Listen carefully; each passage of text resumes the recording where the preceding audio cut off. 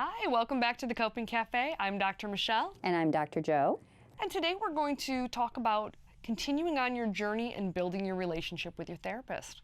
So after the initial intake that we talked about, right? So we get the assessment done, we get to know you, your history, why you're coming in, and we set some goals. Absolutely. I think it's very important to start personalizing it from the very beginning. And I think that's the wonderful thing about therapy, because that's what it is. It's all about the person coming in. It's not about you or I. Right. It's about what they want, what's important to them, what's their agenda. And I think that starts from the moment they walk in the door. And I like to say this fancy term, it's a collaborative endeavor, right? Between the client and the therapist. Absolutely. But you know, what I say is, you know, this is a journey. You're in the driver's seat. I'm along for the ride, right? And so that means you're setting the goals. And it's not to say that I might not say, hey, this might be useful, this might be helpful, or this might be a skill that we can go over. However, they're in the driver's seat. Absolutely. And I think that's so important when you're going through therapy, is that, you know, you realize that this isn't my agenda. And again, I think earlier you were talking about what's the difference. What makes you different as a therapist than a friend? Absolutely. And I think that's very important. Like, we need to distinguish that.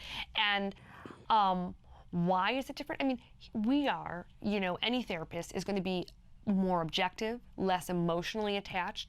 So we don't have an outside agenda to say, like, oh, you should do this, or that doesn't seem right, or that doesn't. Right. We're not Emotionally invested. No, we're not your spouse. We're not your child. We're not your friend who has a lean towards one way or a lean towards another of what they want for you.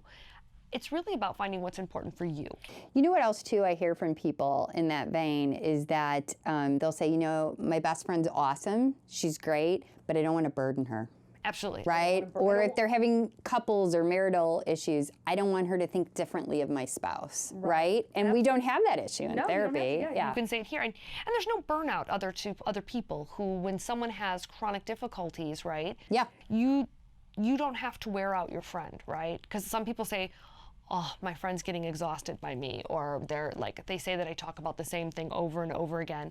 And so that is something here, you get to decide how much, you know, you get to talk about a certain subject. And I think that if there's something that we need to, you know, like maybe steer you this way or move in a different direction, I think that's important to know. But I do think that a therapist is an objective, non-judgmental person that gets to just stand there on your journey. Oh, absolutely. Yeah, 100%.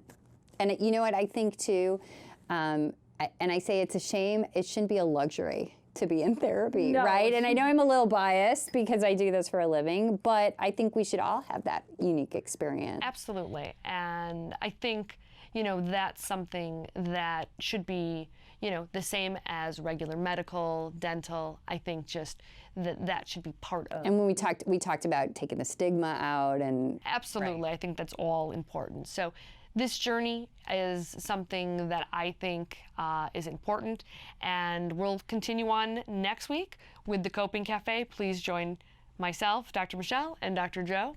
Take care. Thank you.